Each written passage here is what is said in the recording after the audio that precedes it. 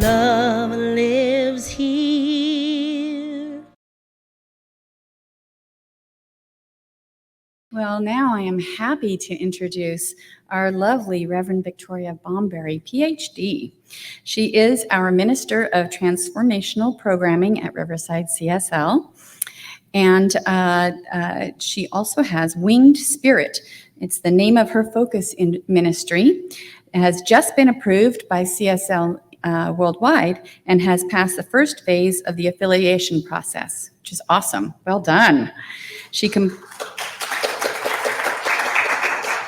completed her ministerial studies at Holmes Institute, and she received her PhD in Modern Thought and Literature from Stanford University, which I did not know. Learn something new every day. That's awesome.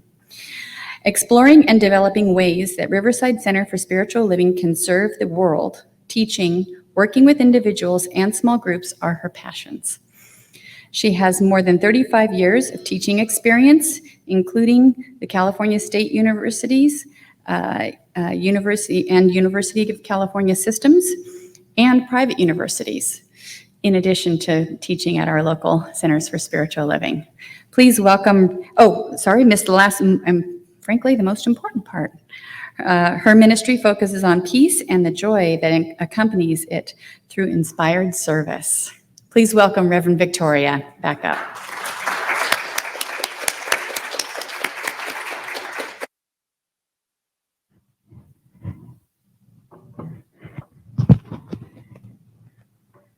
Oh, now I can see you all. Unencumbered, right? Oh, it's so wonderful to see everyone here this morning. I feel like every time I come here, there's such power and energy in our center. And I have been away for the past 3 weeks in our sister center in Beaumont, helping them out with speaking and serving as their minister during this transition time that they're in. And I'm always amazed when I get to visit other centers as well, because I see how our teachings bring us all together and that we are truly unified in God. And I want to acknowledge everyone who's joining online. You know, we're doing these hybrid things this year. We've been doing it for more than a year now. And I think it's really a wonderful, it's been a wonderful way that we've learned that we connect across distances, that there really is no distance when we have love, right? We are loving people, and love is the power that connects us across any distance, across any kind of seeming difference, anything. We are connected, and technology is showing us that very powerfully. We've come a long way over the past year in our ability to connect. And this morning I heard that there were people here joining us from far away. And, you know, I just want to acknowledge all of those who are joining from other states and maybe even other countries. That is the power that technology shows us. It's an aid, really, to create, well, not to create, but to get us to see very clearly that there is no separation. There's no separation between people, and there's no separation between us and God. Our focus this month is a pause for guidance. Today's talk is entitled GPS, Guidance Positioning System. And it's time to check our inner guidance system. Are we still on our individual paths that are leading us to our highest and best? Are our eyes open to see and learn all we can on the path that we've taken? We all know the feeling of traveling on the highway and suddenly waking up to the fact that we've gone way past our exit, right? How many of you have felt that before? Oh, yeah, it is. It's kind of amazing, right? That we can just be so unaware of our surroundings that we can get off track. You know, sometimes, especially if we're on the freeway, we may have to go miles and miles out of our way just to backtrack, to get back to where we want to go. And we miss things also when we're in that place of being on automatic pilot that are there that we need to see. We miss it. We really miss it in our unawake state. And unless we have our GPS on, we're lost, right? We're really lost. That inner guidance system is exactly what we need. The same is true of the human family. We can veer off track and lose sight of both our individual and our collective human potential. One of the most powerful teachings of the master teacher Jesus is that the kingdom of heaven is within. To get to the place where we can receive the gifts of inner guidance requires that we enter the silence. Thomas Merton, the 20th century mystic, writes, "There is in all visible things an invisible fecundity, a dimmed light, a meek namelessness, a hidden wholeness. The mysterious unity and integrity is wisdom, the mother of us all. Natura naturans. There is in all things an inexhaustible sweetness and purity, a silence that is a fountain of action and joy. It rises up in wordless gentleness and flows out to me from the unseen roots of all created being," unquote. That's kind of a long quote, and there's a lot that's contained in it. And the first thing that I want us to look at is and sit with is that idea of silence. Silence. And what comes out of that silence. It's fertile. There is such fecundity, he uses that word, fertility, in the silence. It's not loud. There's a dimmed light. And it's nameless. There's something nameless about the silence. And in that silence, there is wholeness. Now, let's just sit with that for a second.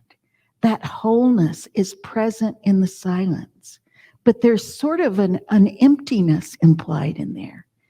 And that is emptying all of the conditioning that we carry with us as we go within. What Merton reminds us is that wisdom is our guidance system to the kingdom of heaven. So Jesus says the kingdom of heaven is within, and Thomas Merton reminds us that our inner guidance system is the pathway to the kingdom.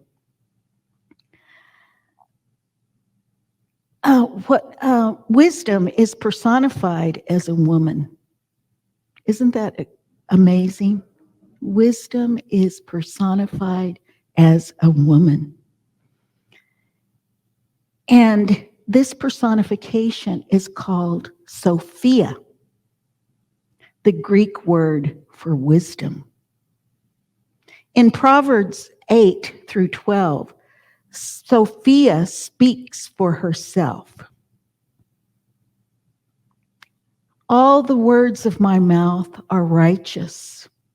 There is nothing twisted or crooked in them. They are all straight to one who understands and write to those who find knowledge. Take my instruction instead of silver, and knowledge rather than choice gold. For wisdom is better than jewels. All that you may desire cannot compare with her. I, wisdom, live with prudence, and I attain knowledge and discretion. That's Sophia speaking for herself, talking about those qualities that define what wisdom is. Take a moment. Let's absorb the power of her words.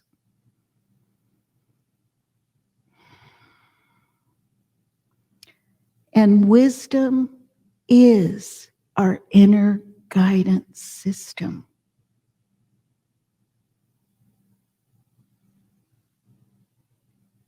And it speaks directly to us. Richard Rohr says of Sophia, quote, "She was with God before creation and was the master worker through whom God created," unquote. And we all have this inner guidance system built into us as part of our spiritual DNA. Let's remember this by adding to the acronym GPS, God, power, Sophia. This can be seen as the triad that works together for all good things in life. Okay, what is GPS? God, power, wisdom, right? So remember that. Let's anchor that in our minds right now. And there's a lot of triads in our teachings and in the teachings of the world. And this is one of those that has tremendous power. And we can see another triad. Let's think about, how does creation take place? Let's think about another one. Okay, we have seed, soil. Well, there's something else that needs to go there to make it grow. We could say water, right? We could add water.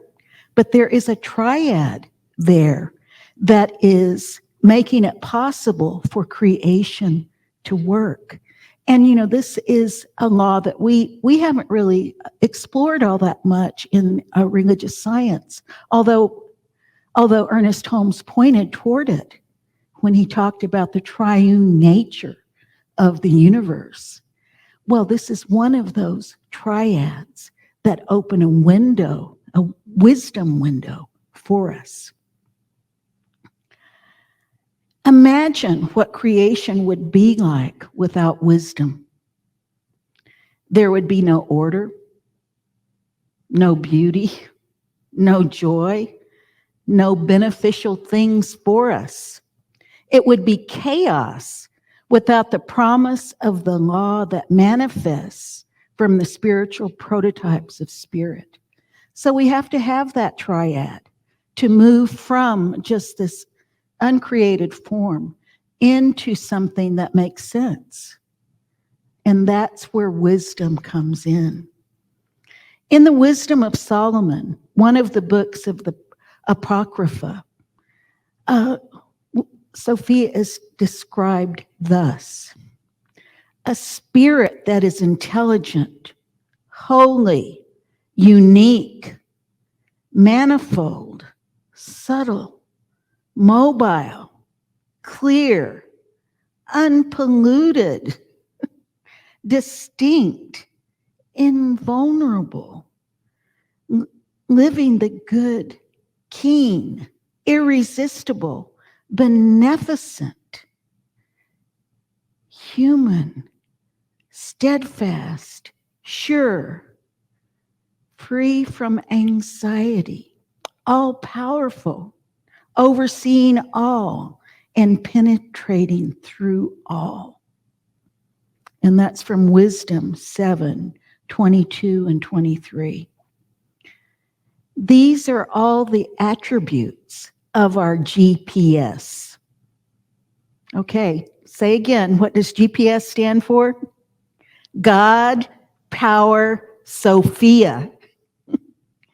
In Tibetan Buddhism, the goddess Tara is the embodiment of fully awakened wisdom and compassion. So with the Tibetan Buddhists, they combine those two qualities, right? Those two qualities of wisdom and compassion. And Tara is probably the most beloved deity, well, or goddess, let's say goddess. They don't really think about deities as such. There's aspects of consciousness. And she is one of the most beloved of that whole pantheon. Tara helps practitioners navigate anything that might get in the way of spiritual realization, known as the 8 fears. And I love Buddhism for this because, they kind of delineate all of these human emotions and human experiences that we have, and they distill it so that we can really take a look at it. So the 8 fears are attachment, arrogance, wrong view, jealousy, anger, doubt, greed or miserliness, and ignorance. And, oftentimes I think about this, that other meaning of greed and miserliness, right? Isn't that kind of amazing? And I think often that where we're kind of stuck in this moment is in that kind of fear. That we have people who are attaining abundance in their lives, and yet they're holding on to it so tightly. They're miserly, right? So that circulation of the good is not occurring. It's not happening because of this fear that creates this kind of condition. And we could go and kind of analyze that. Well, what's that about? And we could come up with probably as many diagnoses as there are people who engage in this kind of behavior. But it is, basically one of the aspects that arises out of fear. Tara can be seen perhaps, Tara can be seen perhaps more clearly as guidance positioning system because the things she navigates us through are human habits of mind. So each one of those things that I outlined are human habits of mind. They're just habits. Sometimes people will say, oh, that's human nature. Well, not really. They're habits of mind that have been developed over the millennia, right? We learn things and then they just become habits. And we all probably have some sort of habit that we've fallen into. It's a habit of mind. It's not who we are intrinsically. It's a habit. And because it's a habit, we can change it. We don't have to sit with that. We don't have to be that. It's helpful to me to see both Tara and Sophia as integral to our inner guidance system. So I love that idea of both wisdom and compassion fueling the way that I interact with the world. And if I am the minister of transformation, those things have to reside in me. And I have to allow them to go out into the world. I can't hoard them, right? They won't have their transformational power if I decide that I'm going to hoard them. And that's why I believe in service so much, that we go out to serve the world. So how do we access Sophia and Tara? Access is given as we believe. Ernest Holmes, the founder of religious science, says, the law of correspondence works for the belief to the thing. If we believe we shall have only a little good will come into our experience. And this is from The Power for Good, lesson 530. If we believe we can have all the gifts of the living spirit and have them abundantly, we are receptive to the fullness of Tara and Sophia. We also have to experience wisdom in some way to know what we are seeking within ourselves. This is where the feeling or the fire that we talk about adding to our spiritual mind treatments comes into play. And have you wondered what that fire is sometimes?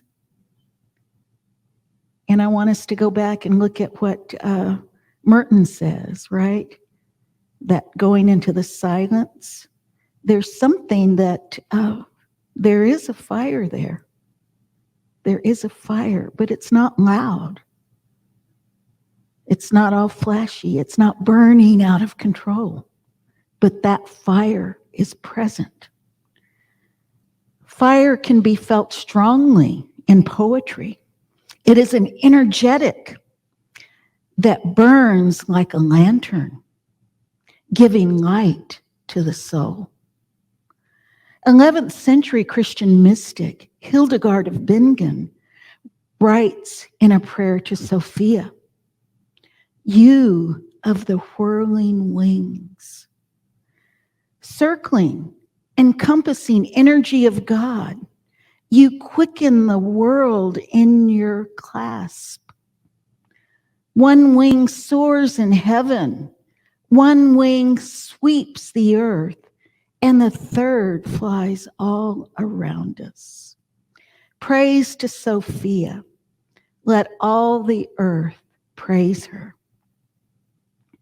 Notice the triad again, echoing our God, Power, Sophia triad.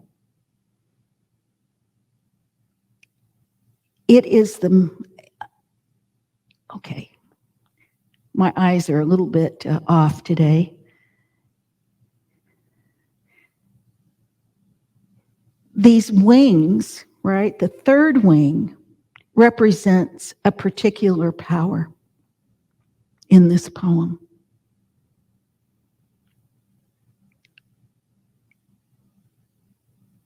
It is the mothering power of love, quickening the world in her clasp. So just feel that. Feel that power of Sophia just surrounding the world, right? And that power of creation, enlivening everything that it touches. It is energizing. For humanity, there are all the elements of comfort and surrender to the power of mothering love. You know, we really idealize mothering love, right? That is an ideal that we look at. And even if we have had mothers that are not mothering figures like Tara, we can look to this pure archetype as our guidance system that shows us what that feminine power of mothering love is about. The third wing, right, flies all around us. and implies the protection that she provides us. Wisdom protects us. Wisdom protects us. We think about all of the wise words, right? There's a whole section in the Hebrew Bible that is dedicated to wisdom. In all of the sacred texts of the world, there are portions that are dedicated completely to wisdom. In all of the oral traditions of the world, there is an emphasis on wisdom. So as we believe that we have as much access as we want to Sophia, we open up to her.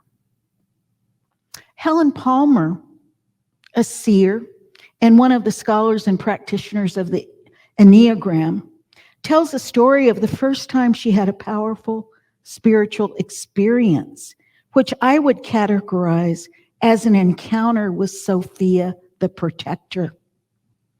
In the 1960s, and if you remember your history or you were alive then, there was a very unpopular war. It was the war in Vietnam. And there were many, many people who marched for peace, were activists for peace, and there were many people who were being drafted, who were pacifists, who did not believe in this war and decided to make a stand. Well, Helen Palmer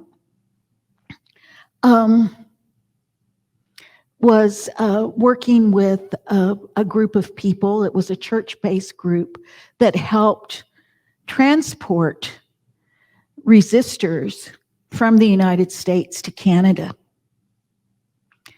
And it was a very harrowing time, right? Because it wasn't simply that you transported people and it was all hunky-dory. It was illegal. It was illegal to do this. And yet they were called by conscience to participate in these activities. And she was in a state of, she was responsible for a group. And she was in the state of high anxiety about this crossing because she was responsible, and she was a very young woman, and she was responsible for all these lives. So she actually lived in the same church that sponsored this program. And she was sitting in a big, overstuffed brown chair, an old one, and I can just imagine it, right? That many people had sat in that chair, that it was well used, and, you know, I can just imagine her kind of sinking into it. And she found herself going into this state. It was a spiritual experience. And it started with anxiety, but somehow that anxiety dissipated, and she found herself in this spiritual state. And for her, what she received from Sophia was a clear picture of where they were going to cross. And in that picture, the alarms started going off. There were people there who were arresting those who were trying to cross. So she immediately, after she had this experience, she warned everyone that, we're not going to take, she aborted that crossing. And she turned toward another place where they could cross safely. Well, there was a group who didn't heed that warning, and sure enough, it unfolded exactly as she saw it. They were arrested and they were taken to prison. But in that state, this quiet state, remember the silence? She was able to receive this information from Sophia, the protector, that mothering love that does protect us.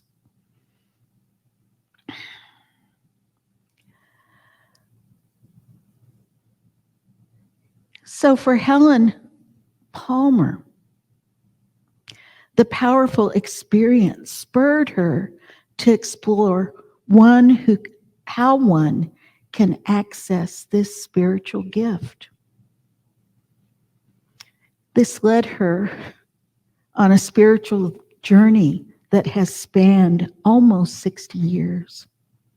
Back in the 70s, I had the opportunity to meet Helen Palmer, and I was listening to her. She's now 84 years old, and I listened to her speak about a year ago. And, all of this started to fall together, all of these different pieces of my own spiritual path started to come together more clearly, and maybe for you, all of us here have been studying, have been practicing. And to me, in that study and practice, we get a tremendous amount of clarity that we can access these gifts of spirit through our spiritual practice. Now let's try this meditation practice that Helen Palmer points toward. Now what she says is that, it's oftentimes hard for us to differentiate the outside from the inside. And that's understandable because it takes time to learn what that inside is, right? What is that inside? We say it's an inside job all the time, but what does that mean, right? To really go within. So let's try her. Let's just get a little taste of this and let's try it. Okay. Come into yourself. Drop your attention down through your body, down through your throat, the chest. Relax through your chest. Continue to move down toward the solar plexus. And everyone has a little bit of tension right here in the solar plexus. So just breathe into that. Allow that to relax. Relax into it.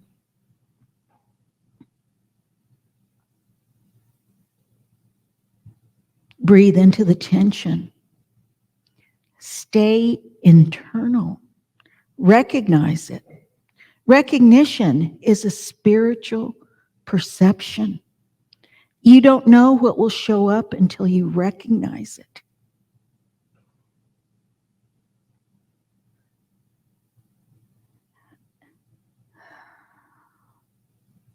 A received impression. Relaxing resistance to receiving accurate information. Reality, objective reality, can only be perceived internally when you are receptive to it. Subjective reality is the thoughts, feelings, and sensations machine, which are relaxed once you let go of those thoughts, feelings, and sensations. They are not permanent. Let them go.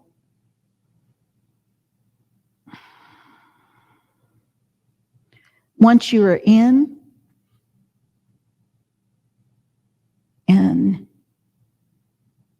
you are in a whole different zone. Within that emptiness, there is a negation of all conditioned reactions. Relax into that receptive state. Awareness in the present moment is key. Then you're able to stabilize within that present moment. Centeredness. A question, a thought about a question. It's not even a thought about a question. It's just reception. You are concentrating in a peaceful state of mind. You are concentrating without pictures, any images, without any sensations or any reactivity. Place your attention on one thing only. Pure receptivity of awareness is spirit. Spirit is the life force. So once we get to that place, did you get a little taste of that? Once we get to that place, this is something that we practice here as well. In our prayers, in our visioning practices, that's the silence that we're entering into. In visioning, we have questions that focus us, but first we are getting to that place without anything so that we can receive accurate information directly from spirit. We've looked at our inner guidance system as Sophia, the feminine aspect of the divine. Sophia as wisdom that guides, guards, and protects us when we believe we can have it. Sophia is also relational. We can go to Sophia for guidance with all our human interactions. We go to Sophia for guidance to be a good relative to all of creation. When we approach Sophia with an open heart, we take a step toward greater receptivity. It is all part of our spiritual growth. As we grow, we lean into abundance until we are fully in the flow of wisdom. This week, take time to commune with Sophia. If you are so busy that you have no time, then that is the perfect moment to stop what you are doing and go within. Enter the silence. Thomas Merton says, when I am liberated by silence, when I am no longer involved in the measurement of life, but in the living of it, I can discover a form of prayer in which there is effectively no distraction. And I want to just put in parentheses here, no receptivity, nothing that you are reacting to in that moment of pure grace. And he goes on to say, my whole life becomes a prayer. My whole silence is full of prayer. This week, imagine what it is like to be the prayer. Know that your life has been the answer to others' prayers. Feel the love wash over you. Turn on your GPS and travel in style with Sophia. So what is our GPS? God, power, and Sophia. And so it is. So let's turn within. And in this moment of pure peace, relaxing into this moment, stabilizing this moment as that eternal now, I recognize that power and presence that is Sophia. I know that each and every one of us has our inner GPS turned on throughout this week, throughout our lives, that we can access it easily and effortlessly at any moment. We can hear Sophia speak, providing that lamp that leads us, guides us on our spiritual path and in every aspect of our life. We know that Sophia is present, wisdom is ours, and we move forward with this full knowledge that all is good, all is beneficial, that we are that beneficial presence in the world, that we are transforming ourselves, and in that transformation, we transform the world. And I allow this to be. I release my word into the action of the law, knowing that it is already done. And so it is.